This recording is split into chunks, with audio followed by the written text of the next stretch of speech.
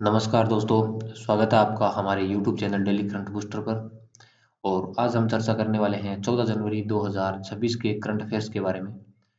और साथ ही इसी चैनल पर आपको मिल रहे हैं डेली करंट अफेयर्स से रिलेटेड महत्वपूर्ण question, weekly current affairs, monthly current affairs और महत्वपूर्ण अन्य वीडियोस जो कि करंट अफेयर्स से रिलेटेड होते हैं।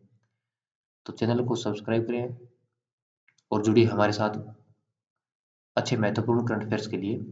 तो चलिए शुरुआत करते हैं आज के क्वेश्चन से।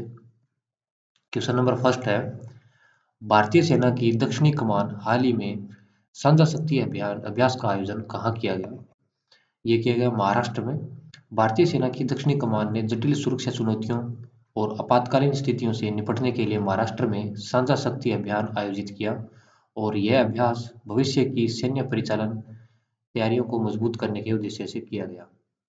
अगला क्वेश्चन है, man portable anti tank guided missile का सफल परीक्षण डीआरडीओ द्वारा कहाँ किया गया? ये भी महाराष्ट्र में किया गया था।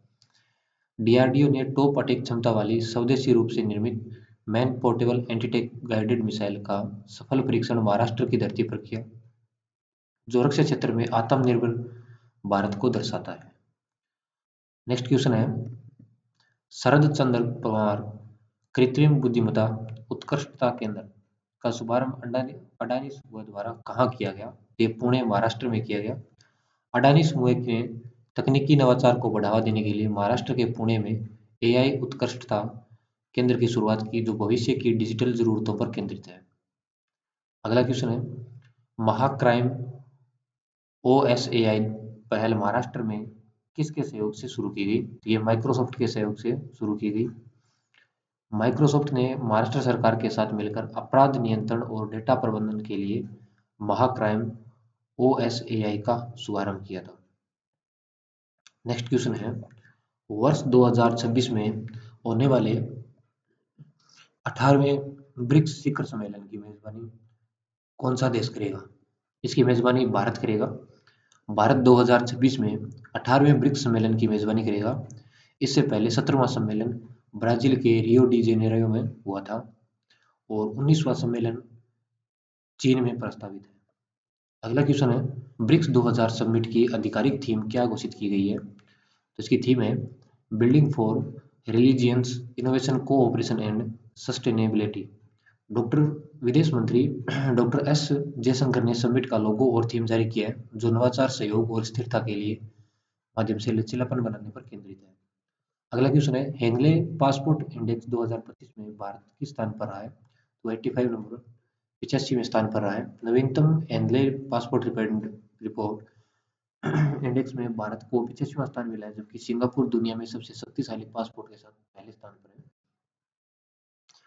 अगला क्वेश्चन है, महाराष्ट्र में किस देश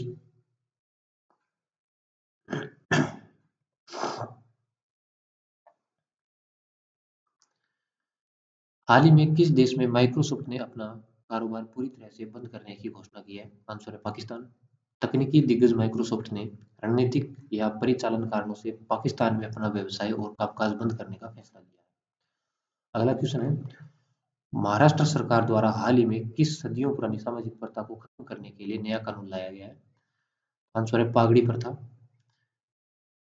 पगड़ी प्रथा। महाराष्ट्र सरकार ने एक नया कानून बनाकर सदियों से चली आ रही पुरानी प्रथा पगड़ी प्रथा को आधिकारिक रूप से समाप्त करने का निर्णय लिया है। नेक्स्ट क्वेश्चन है, कृषि क्षेत्र में सौर ऊर्जा के उपयोग के मामले में भारत का अग्रणी राज्य कौन सा है? आंसर है महाराष्ट्र। महाराष्ट्र कृषि कार्यों के लिए सौर ऊर्जा को अपनाने में देश में नंबर 1 है, जबकि सोलर रूफटॉप इंस्टॉलेशन, छत पर सोलर पैनल लगाने के मामले में गुजरात शीर्ष स्थान पर है। अगला क्वेश्चन है, प्रधानमंत्री मोदी ने रूसी राष्ट्रपति पुतिन को जो चांदी का घोड़ा उपहार में दिया, उसका निर्माण कहाँ हुआ? उसका निर्माण महाराष्ट्र में हुआ था।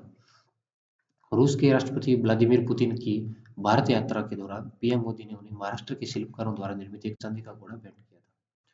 अगला क्वेश्चन है, वर्तमान में भारत में कुल रामसल स्थलों की संख्या कितनी होगी? तो उनकी कुल संख्या अब 96 यानी 96 हो चुकी है। भारत में अब रामसल स्थलों की संख्या बढ़कर 96 हो गई है। इसमें हाल ही में बिहार से 3, छत्तीसगढ़ से 1 और राजस्थान से 1 स्थल जोड़ा गया है। अगला क्वेश्चन है, वर्ल्ड प्रेस फ्रीडम इंडेक्स में भारत की वर्तमान रैंकिंग क्या है? तो 151 नंबर की है। विश्व प्रेस स्वतंत्रता सूचकांक में भारत 151वें नंबर पर है, जबकि नॉर्वे इस सूचकांक में दुनिया में शीर्ष स्थान पर बना हुआ है। अगला क्वेश्चन है, भारत किस वर्ष एआई इम्पैक्ट समिट की मेजबानी करने जा रहे हैं? तो ये फरवरी 2026 में होने वाले एआई इम्पैक्ट की मेजबानी करने जा रहे हैं। तो भारत कृत्रिम बुद्धिमत्ता के वैश्विक प्रभाव पर चर्चा करने के लिए फरवरी 2026 के प्रमुख शिखर सम्मेलन आयोजित करेगा।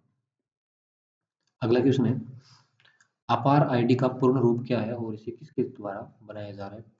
यह automated permanent academic account registry छात्रों के लिए जैसे आधार कार्ड होता है, वैसे छात्रों के शैक्षणिक कार्ड रिकॉर्ड और उपलब्धियों में से को एक डिजिटल प्लेटफॉर्म पर रखने के लिए अपार आईडी बनाई जा रही है।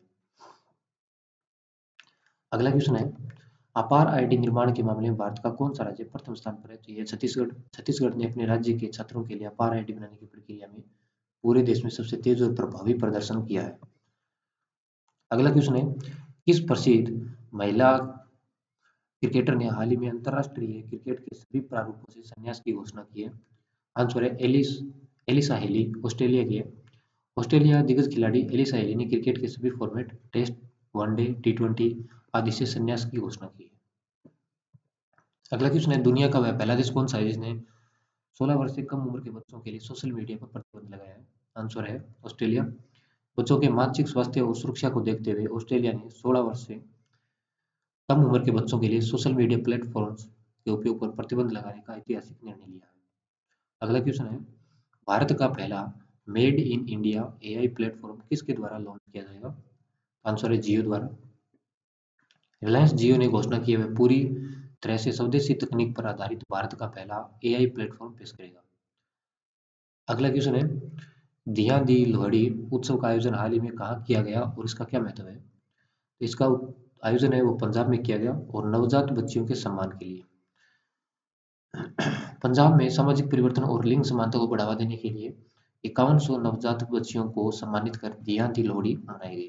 अगला क्वेश्चन है, केरल सरकार ने अनिवासी भारतीयों एनआरआईज के मतदाता सत्यापन के लिए कौन सा पोर्टल नेटवर्क लॉन्च किया है? ये ईआरओ नेट। तो इलेक्ट्रोल रोल मैनेजमेंट नेटवर्क के माध्यम से प्रवासी भारतीय बिना देश आए ऑनलाइन ही अपना मतदाता रिकॉर्ड का सत्यापन करा सकेंगे। अगला क्वेश्चन है, भारत का पहला 24/7 चलने वाला ओपन नेटवर्क कोर्ट कहाँ खुला है? तो ये कोल्लम केरल में खुला है। न्याय प्रणाली को डिजिटल और सुलभ बनाने के उद्देश्य से केरल के कोल्लम में भारत का पहला 24/7 ओपन नेटवर्क कोर्ट स्थापित किया गया है। अगला क्वेश्चन है, 5वीं त्रिसैनिक वयोवृद्ध दिवस परेड का आयोजन कहाँ किया गया? ये मुंबई में किया गया। इस परेड में 500 से अधिक पूर्व सैनिकों को और वीरता पुरस्कार विजेताओं ने हिस्सा लिया। इसका आयोजन पूर्व सैनिकों के सम्मान में मुंबई में हुआ। अगला क्वेश्चन है, हाल ही में किस देश के साथ डाक एक्सप्रेस और लॉजिस्टिक सेवाओं के लिए समझौता किया है? तो आंसर है Germany. German chancellor Friedrich Merz की भारत यात्रा के दौरान दोनों देशों ने डाक और रसद सेवाओं में सुधार के लिए महत्वपूर्ण समझौते पर हस्ताक्षर किए हैं। अगला नेक्स्ट क्वेश्चन है, अंतरराष्ट्रीय क्रिकेट में 28,000 रन पूरे करने वाले दुनिया के तीसरे बल्लेबाज कौन है? तो है आपके विराट कोहली। विराट कोहली ने अपने शानदार बल्लेबाजी के दम पर अंतरराष्ट्रीय क्रिकेट के इतिहास में 28,000 रनों का अपना आंकड़ा पार कर लिया है। अगला क्वेश्चन है, वैश्विक मानवतावादी पुरस्कार से किसे सम्मानित किया गया है? तो अनंत अंबानी को। रिलायंस फाउंडेशन की वानतारा पहल और वन्यजीव संरक्षण कार्यों के लिए अनंत अंबानी को इस प्रतिष्ठित पुरस्कार से नवाजा गया है। अगला नेक्स्ट क्वेश्चन है, दक्षिणी ध्रुव पर स्कैन करने वाली सबसे कम उम्र की भारतीय महिला कौन बनी है? तो यह काम्या कार्तिकेयन। काम्या कार्तिकेयन ने अंटार्कटिका के दक्षिणी ध्रुव पर यह उपलब्धि हासिल कर एक नया रिकॉर्ड स्थापित किया है। अगला नेक्स्ट क्वेश्चन है, क्वेश्चन नंबर 28, भारत की पहली हाइड्रोजन चलित ट्रेन का परिचालन कहाँ शुरू होगा? तो हरियाणा में होगा। पर्यावरण अनुकूल परिवहन की दिशा में कदम कदम बढ़ाते हुए भारत की पहली हाइड्रोजन ट्रेन हरियाणा में चलाई जाएगी। धन्यवाद दोस्तों, उम्मीद करता हूँ आपको वीडियो पसंद आया होगा। तो चैनल को सब्सक्राइब करें, वीडियो को लाइक करें, शेयर करें। धन्यवाद।